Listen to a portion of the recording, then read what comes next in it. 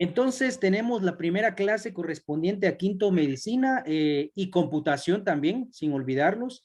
El tema que se va a trabajar, como usted lo puede visualizar en su guía, es estructura social contemporánea guatemalteca. ¿Ya? Estructura social contemporánea guatemalteca. Como primer punto, antes de iniciar, necesito que los micrófonos estén silenciados, por favor, y de esa manera no haya interferencia. Muy bien. Primero tenemos la bienvenida. Dice, bendito sea Dios que no ha deshecho mi oración ni apartado de mí su misericordia. Salmo 66, 20. Gracias a Dios, hoy estamos aquí con ustedes y ustedes con nosotros y podemos compartir un año más, pero eso se debe a la misericordia de Dios, a pesar de lo que estamos viviendo. Bien, sean nuevamente todos y todas bienvenidos. Vamos a ver el primer tema. Y usted lo tiene en su pantalla. Hablamos de la verdad y las ciencias sociales. Muy bien, arrancamos de lleno con el contenido, la verdad y las ciencias sociales. ¿Será que en ciencias sociales podemos hablar de la palabra verdad? O decir, ¿es que esto es verdad? Bueno, eso es lo que vamos a descubrir. Yo recuerdo, y usted no me va a dejar mentir, en cuarto desarrollamos el tema de ciencia o disciplina. Y en ese aspecto nosotros más o menos abarcamos este tema que hoy estamos desarrollando. Y usted se va a acordar conforme vaya desarrollando esta situación. Dice, primero nos habla sobre la riqueza y dificultad de ciencias sociales. Ahora, ¿qué nos quiere decir esto? Bueno, nos quiere decir que en las ciencias sociales, dice, dos o más conclusiones sobre el mismo tema son distintas, ¿verdad? Y a veces contrarias, pero al final ambas pueden ser verdaderas. Ojo, ambas pueden ser verdaderas. No estoy diciendo, pero solo una es verdad. No, sino que ambas pueden ser dos, tres, cuatro o cinco respuestas que van a ser aceptadas para el fenómeno que se está estudiando en relación a ciencias sociales. Y esa es la riqueza. En conclusión, la riqueza en ciencias sociales es que existen muchas respuestas para un fenómeno social. Lo hablamos en cuarto, por ejemplo, si hablamos del fenómeno de hablemos del alcoholismo, por ejemplo. ¿Por qué las personas consumen alcohol? Por desintegración familiar, por falta de economía, por falta de empleo, y podemos enumerar un sinfín de respuestas. O sea, ahí nos damos cuenta de la riqueza que tiene el tema de ciencias sociales. Pero también se puede catalogar como una dificultad, porque al final, entonces, si tenemos estas respuestas y usted dice, bueno, voy a tratar de erradicar, una palabra un poco fuerte, voy a tratar de erradicar el fenómeno social que es o mejor dicho, que es el alcoholismo. ¿Por cuál empezar? Desintegración familiar, falta de trabajo, pobreza, ¿por cuál? Y ahí está la dificultad, que no hay un punto de partida, por decirlo de cierto modo, para poder combatir estos fenómenos sociales. Por eso es de que nos damos cuenta que cada vez se agrava esta situación. Muy bien, riqueza y dificultad. Luego viene acá una interrogante y dice, ¿qué es la verdad? ¿Alguien de ustedes me quiere dar su opinión sobre qué es verdad? Vamos a ir un poquito rápido porque ustedes ya no son tímidos, ustedes ya no están ahí, es que qué tal si me van a escuchar, no. Vamos a ver, ¿quién me dice qué es la verdad?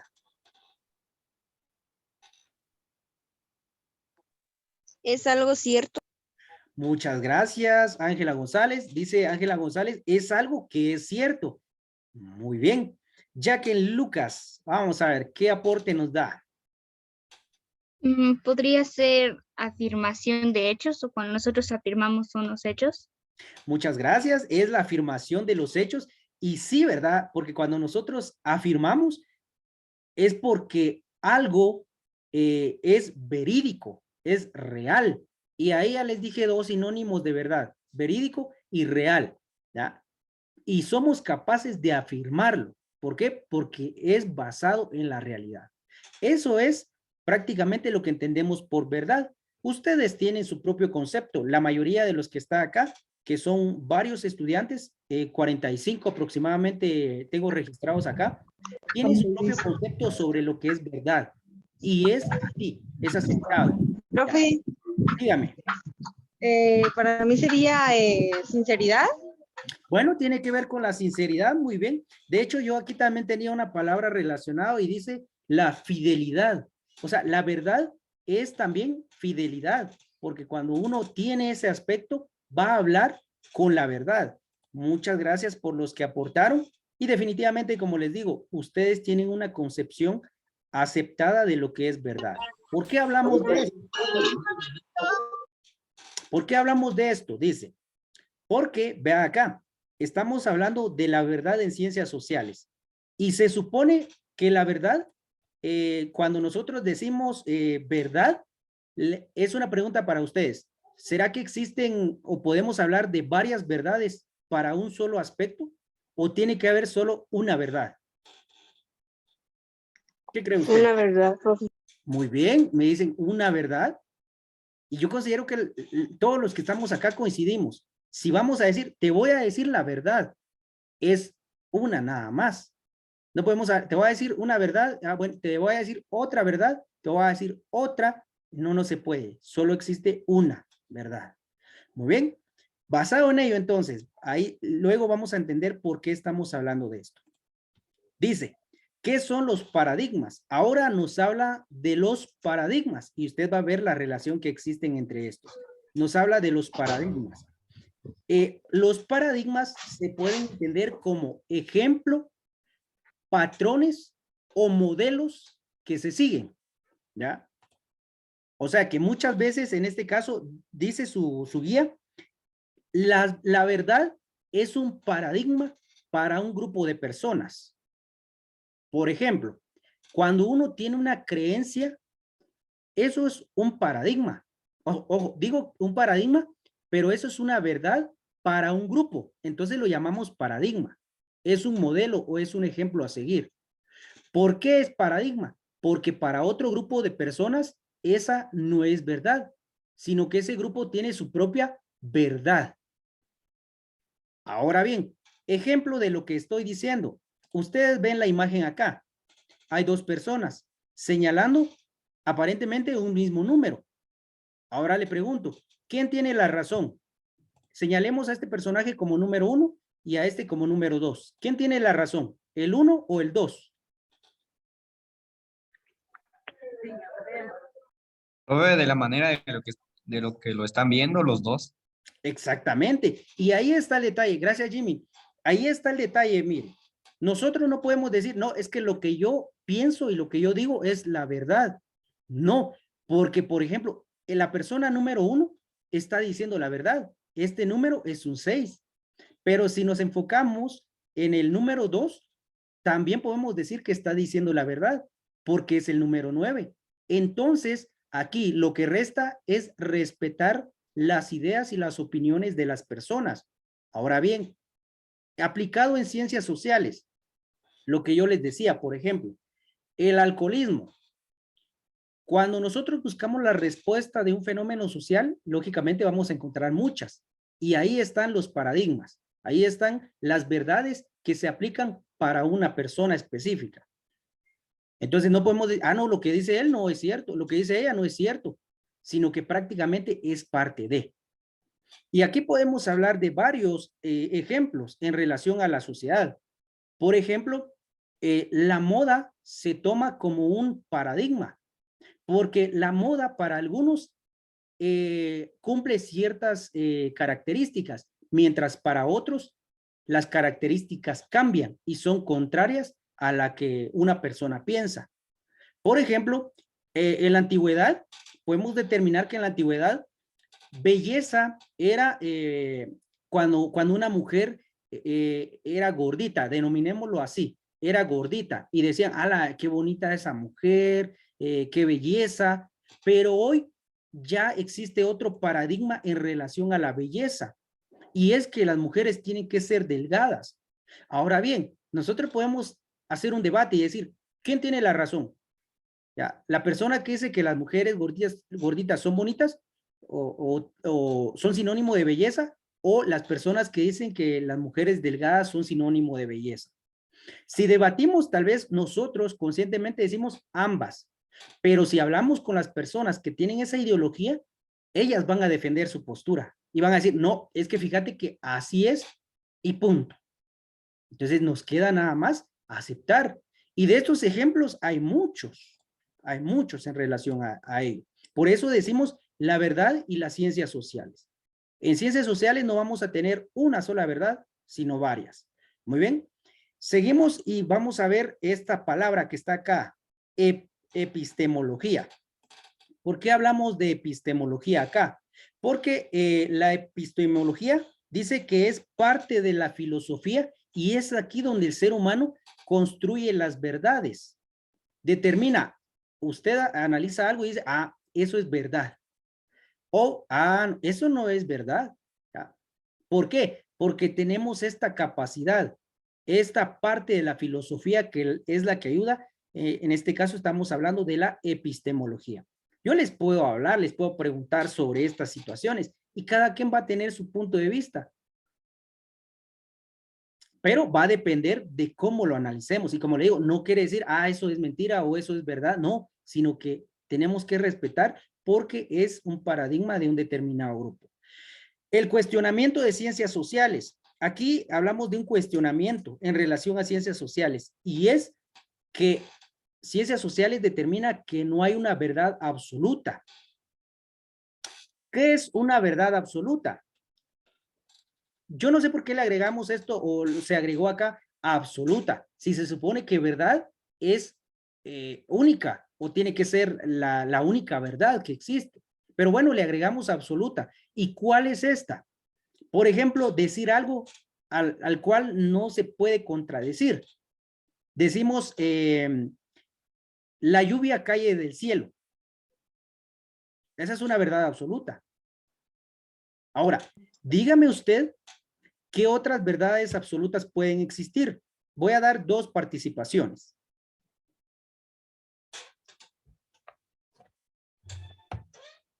Muy bien, Jimmy Rojas, por favor. Que todos morimos, profe. Exactamente, todos vamos a morir. O existe alguien que diga, no, yo no voy a morir. Tal vez no hoy, ni mañana, ni pasado. Primero Dios va a tener mucho tiempo, pero el ciclo de la vida es ese. Vamos a morir. Muy bien, gracias, Jimmy. ¿Alguien más con otra verdad absoluta? Que uno tiene que sufrir para vivir. Uno tiene que sufrir para vivir.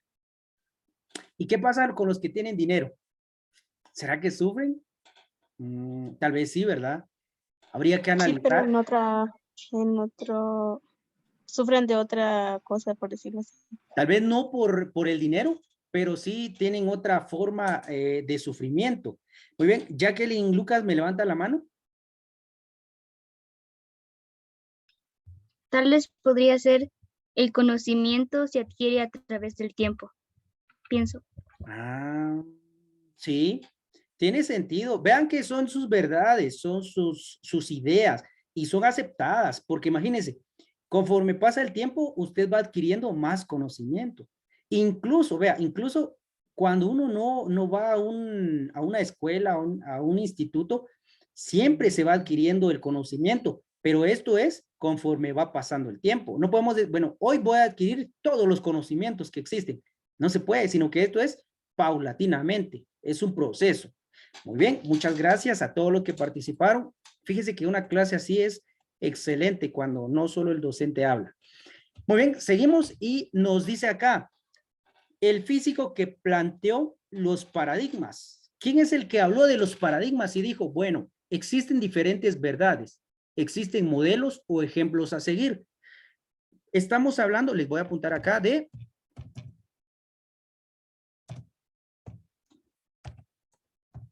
Esto es bueno que lo apunten porque puede ser para su examen. Este es el personaje que planteó la idea de los paradigmas. Y estos paradigmas han existido por mucho tiempo. Por ejemplo, una idea de las personas de antes también es que la mujer era únicamente para la cocina. O sea que la mujer posiblemente estudiaba hasta sexto primaria, pero ahí nada más. Y luego, bueno, es que ella va a echar las tortillas, va a cuidar a los hijos y los hombres son los que tienen que seguir estudiando. Eso fue un paradigma. Gracias a Dios se rompió esa idea Y hoy yo veo muchas señoritas acá que están estudiando y eso es bueno. Hoy el paradigma es otro y es que todas las personas se tienen que preparar. Ahí está. Si vamos a hablar el pasado, el presente, vamos a hablar o vamos a encontrarnos muchos paradigmas. Bueno, seguimos y en este caso vamos a hablar de la sociedad guatemalteca, porque acá es una serie de temas los que estamos desarrollando. La sociedad guatemalteca, como les dije, no existe una verdad, sino pueden haber varias en ciencias sociales. Ahora, nos habla sobre qué es sociedad. Y yo creo que ustedes lo definan. Esto es un tema bien amplio, muy conocido, pero quiero que ustedes lo definan. Yo voy a ir pasando las preguntas. ¿Quién me dice qué es sociedad? Una participación nada más. ¿Son todas las personas? Muchas gracias, Mariela. Son todas las personas. Muchas gracias. Ampliamos la definición. Son todas las personas que trabajan en conjunto para poder alcanzar sus objetivos. O sea, la suma de un grupo de personas que buscan un bien común. Eso es sociedad. Esa definición tendría que llevarse a la realidad, donde todos nos apoyemos. Pero el apoyo tiene que entenderse de una manera adecuada. Apoyo no es vos, mira, te paso la copia de mi tarea, vos te mando fotos de la evaluación. Eso no es lo que se está hablando acá, sino que apoyarnos unos con otros. Si alguien tiene una dificultad y yo puedo ayudarle, ¿por qué no hacerlo? Ah, entonces el profe me va a echar la mano si me quedo en su curso. Tampoco, eso no corresponde a este tipo de sociedad. Muy bien, seguimos y dice, ¿qué finalidad tiene la sociedad? Bueno, la finalidad es que todos los integrantes estén bien. Esa sería la finalidad. En su familia la podemos catalogar como una sociedad. Y el fin, papá y mamá trabajan para que usted esté bien. Papá trabaja y se esfuerza para que su familia esté bien. Mamá hace todos los quehaceres de la casa para que su familia esté bien. Llega papá con el dinero y mamá le sirve comida. Eso es prácticamente el fin de una sociedad, ¿ya? Y ustedes, bueno, ustedes apoyando a mamá y a papá, haciendo los quehaceres de la casa y haciendo sus tareas. ¿Lo estamos cumpliendo? Bueno, eso es una interrogante que usted la tiene que responder. Seguimos y dice acá, ¿cuáles son los dos tipos de agrupaciones que existen? Bueno, según, basado en su guía, mejor dicho, existen dos tipos de sociedades. Una a la que le llamamos sociedad natural y otra a la que le llamamos sociedad pactada. ¿Qué es una sociedad natural y una pactada? La natural es aquella en donde nosotros nacemos sin poder elegirlo.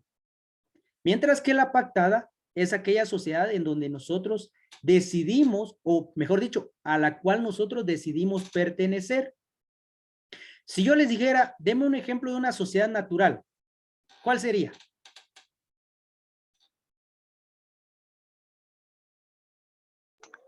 La naturaleza. La naturaleza, muy bien. Pero recuerde que estamos hablando de sociedad, o sea que tenemos que ser parte de un grupo. Tenemos que hablar de un grupo de personas.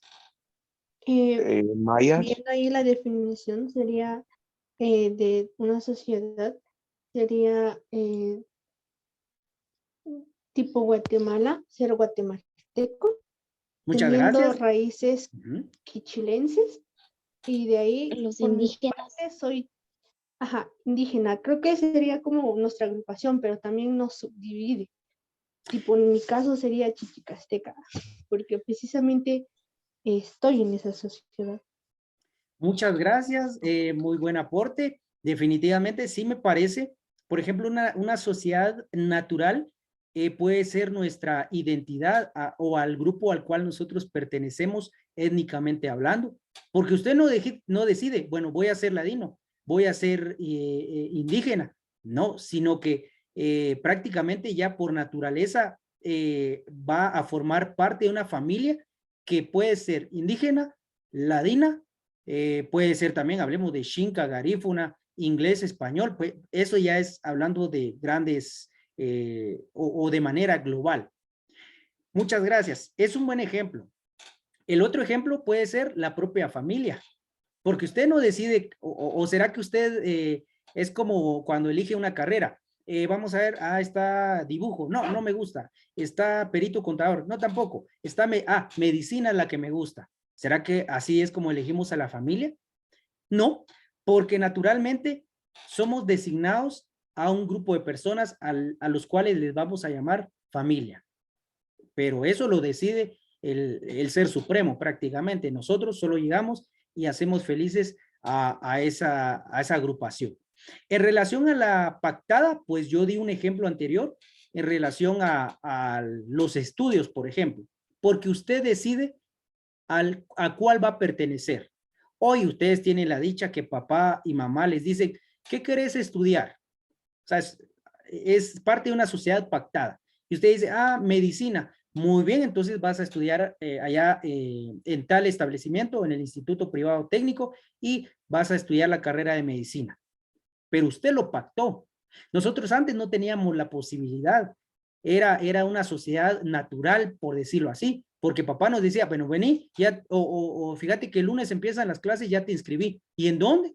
¿Y qué carrera? Fíjate que tal carrera y en tal lugar. Pero yo quería otra. Sí, disculpa. Ya estamos, ya estás inscrito, ahí vas a ir a estudiar. O sea que no había chance de que nosotros eligiéramos. En su caso, sí. Y eso es bueno, porque tiene que dar el 100%, ya que le están dando digámoslo así, ¿verdad? El gusto.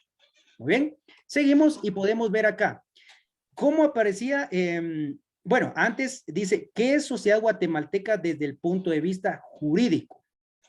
Nosotros como sociedad guatemalteca, jurídicamente somos un grupo de personas que compartimos un territorio y leyes en común. Porque usted no puede ir a Estados Unidos y decir, bueno, aquí, este es mi territorio. No, no se puede. O aquí es donde yo vivo, aquí nací. No se puede. Porque nosotros los guatemaltecos tenemos este territorio en donde estamos. Lógicamente, pues tiene sus departamentos, sus municipios, etcétera, etcétera. Pero aquí es donde nosotros vivimos. Esta es nuestra raíz, nuestro territorio. Y por tal, debemos respetar y someternos a las leyes que aquí se establecen. Cuando decimos leyes, me refiero de manera general, por ejemplo, las leyes de tránsito, las leyes en relación al comportamiento del ser humano y también las normas o reglas que establecen los grupos. Por ejemplo, un establecimiento educativo, en donde le dice, bueno, en ese entonces, cuando era presencial, con el corte de cabello adecuado, por ejemplo, el uniforme, su carnet, qué sé yo, algunas normas que se establecían en esos grupos sociales. Luego dice acá, ¿cómo aparecía el nombre de Guatemala en los textos indígenas que Cortés dirigió a Carlos V? Bueno, acá es un poco complejo, pero les vamos a escribir acá cómo es que aparecía el nombre. Aparecía como Cuactemaya, pero acá se lo voy a escribir.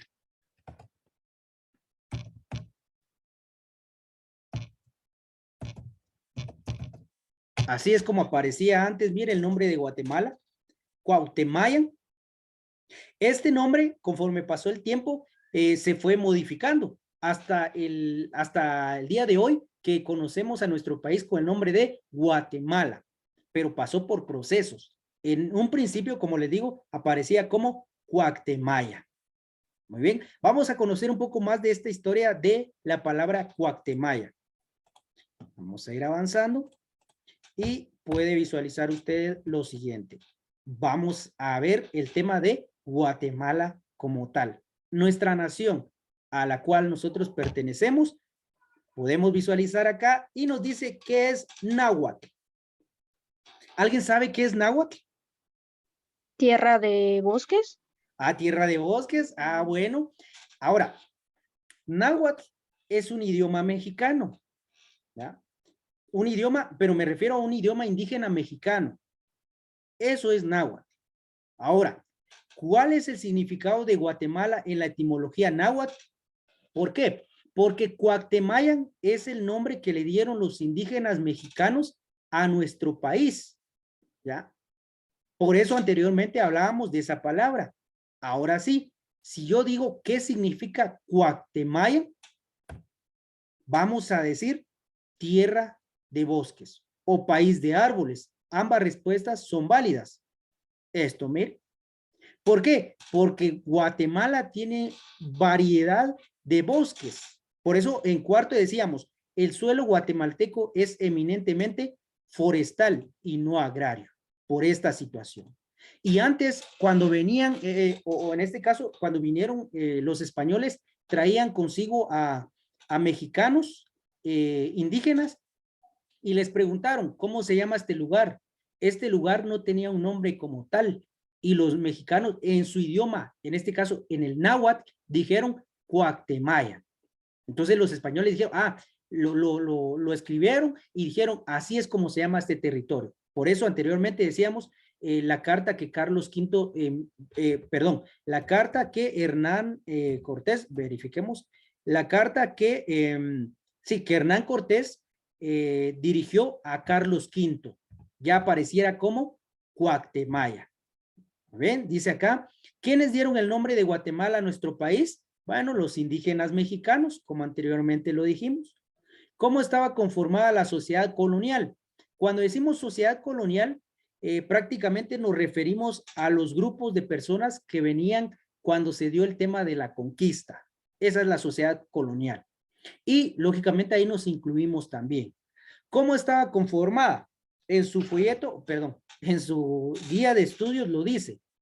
Estaba conformada por españoles, criollos, mestizos, indígenas y negros. Habían 5 categorías en relación a los grupos sociales que existían.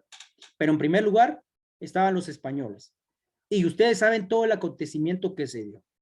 ¿Quiénes eran los criollos? Recuerde que en primer lugar le dije que estaban los españoles y en segundo están los criollos. Ahora le pregunto, dígame, ¿qué son los criollos? Tienen dos como tipo originalidades de ser ladinos y de ser indígenas. Es como que la mezcla de los dos. Bueno, ¿y qué son los mestizos o los ladinos entonces? También les podemos llamar como criollos. Profe, Dígame. los criollos son hijos de españoles nacidos en Guatemala o en tierras guatemaltecas. Exactamente, ahí está la diferencia entre el ladino y el criollo, que el criollo prácticamente siempre vamos a decir que son hijos de españoles, madre española y padre español.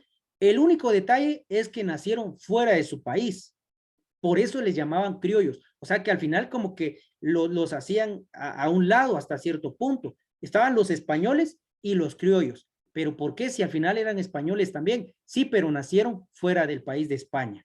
Entonces, mucho ojo con eso. Gracias a los aportes. Luego vemos acá cuál era la diferencia en las clases sociales de la época colonial. Aquí es práctico, la pureza de sangre. Porque recuérdese que cuando se dio este acontecimiento hubo mucha discriminación y racismo. Y las personas, en este caso los españoles, manejaban mucho esto. Españoles, criollos y ladinos manejaban mucho el tema de la pureza de sangre. Si una persona, dependiendo del color de la piel, así era su pureza de sangre. Mal aspecto, pero se dio. ¿Cuál era la desventaja de los criollos? Bueno, la desventaja fue haber nacido fuera de España. Y al final, por eso les decía, había una diferencia, los distinguían. A pesar de ser españoles, se les trataba hasta cierto punto de diferente manera. ¿Quiénes eran los negros? Mal llamados negros. Eran los esclavos traídos de África. Lamentablemente ellos sufrieron mucho. Hoy posiblemente todavía se esté dando esto. Ya se está buscando la manera de evitar. Gracias a Dios ya está reduciendo un poco este aspecto, pero hay que trabajar más porque nadie merece recibir un trato inadecuado. ¿Cómo se sentían los grupos que vinieron a Guatemala en la época colonial? Bueno, se sintieron, dice su guía, como extranjeros, por el simple hecho de no conocer estas tierras.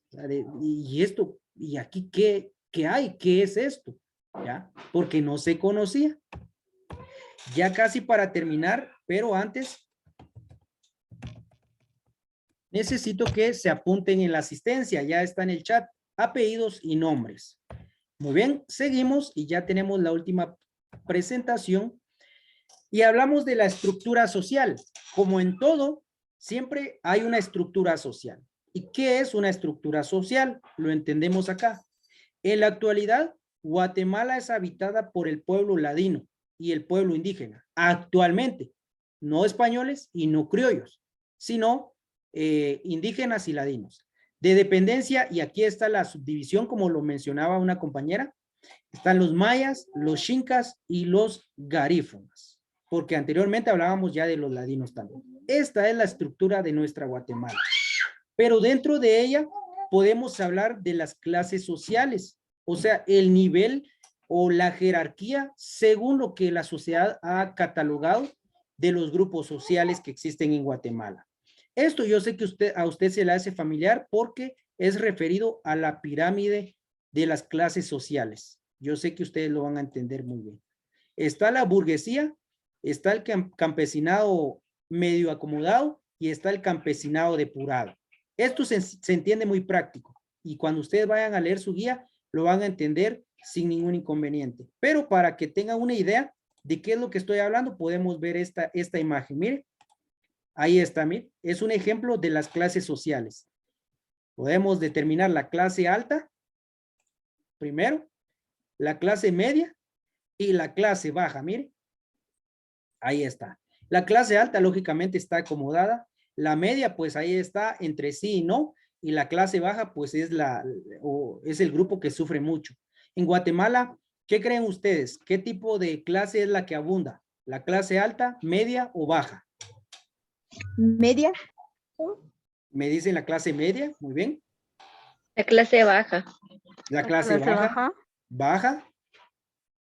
Definitivamente en Guatemala existen muchas personas que se ubican en este nivel, la clase baja. Hay mucha pobreza. Analicen o vean los reportajes y nos hablan sobre demasiada pobreza en nuestro país. Bueno, es lamentable sabiendo que Guatemala es muy rico en varios aspectos y hablar de que es pobre es triste, pero así es. Como nosotros lo analizamos. Muy bien. Pero para salir, posiblemente alguien estaba en la clase baja, para poder superarse, pues tiene que estudiar mucho. La educación es una herramienta muy importante para poder cambiar su estilo de vida. Bueno, hasta aquí llegamos con la clase de hoy.